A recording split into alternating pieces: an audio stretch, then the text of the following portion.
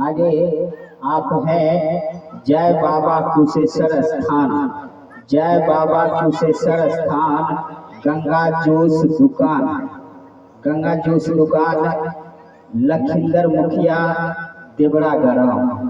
जी हाँ तो मेरे दोस्तों, उनके तरफ से 51 रुपए का रकम आए हैं। हमारे तरफ से, हमारी कंपनी की तरफ से बहुत बहुत धन्यवाद। मैं राज्य में हवा का रहने वाला हूँ।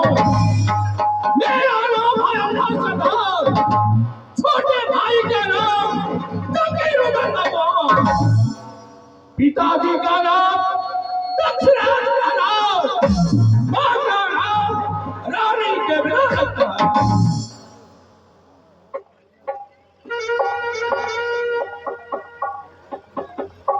अरे वो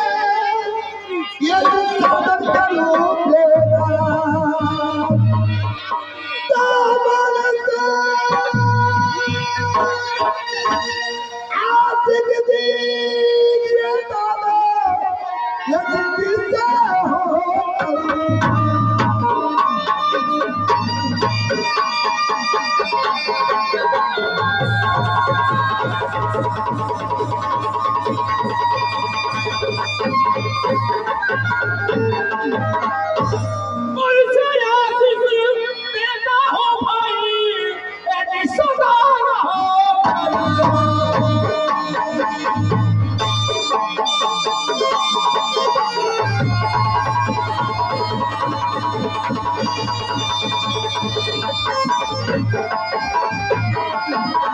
मन से आशीष देता हूँ भाई, ऐसी सदा रहो कल्याण। तुम दिया बाबा राज में, ऐसी सदा रहो कल्याण।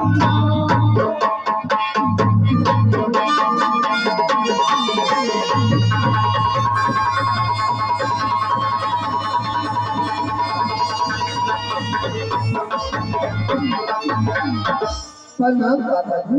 खुश रहो भाई जान। दादाजी हाँ, आज ये दादाजी पे आने का कोई प्रयोजन हो गया? प्रयोजन हो नहीं रहा है, बल्कि तुम्हारा कहना ये क्या है?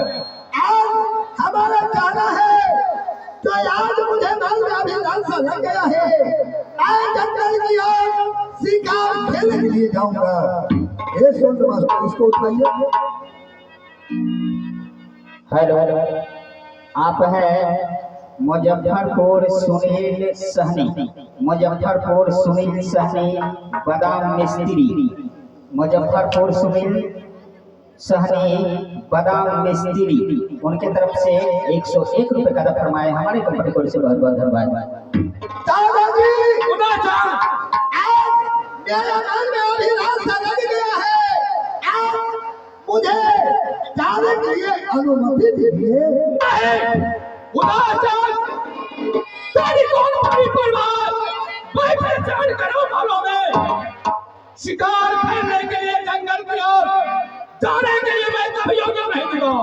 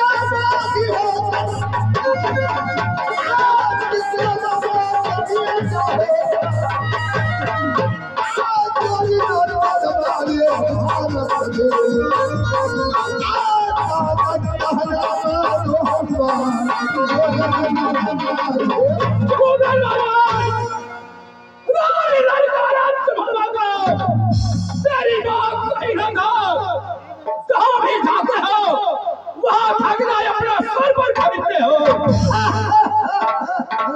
इसलिए मैं तुझे जाने के लिए अनुमति कभी नहीं दूंगा।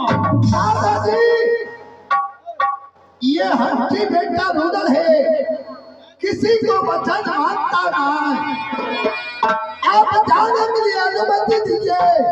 जो मुझे नजर दिखाएगा उसे नजर को निकाल लिया जाएगा। हाँ उदयचंद, तुम राज्य बाबा का दीपक हो दीपक। यदि तुम पलकों के लिए तुमने तो हवा छोड़कर जंगल की ओर चले जाते हो, क्या तुझे पता है देश विदेश के राजा महाराजा राज्य बाबा पर लगा हुआ है। कब मौका मिले राज्य बाबा का लूट लिया करूं। दादाजी, किसकी मैया बागी घर में, किसकी मैया बागी घर में काटो जमा करेगा बात। चोरी जज्बा है भारत में, जो महापाप में हाथ उठाए उन काट लो उन पापी को, मत काट लो उन पापी को, तुम्हें पता मिलेगा ना। दादा, किसकी बात यह है, महाराज के चाल कर सकते हैं। आप जाने के लिए मुझे अनुमति दीजिए।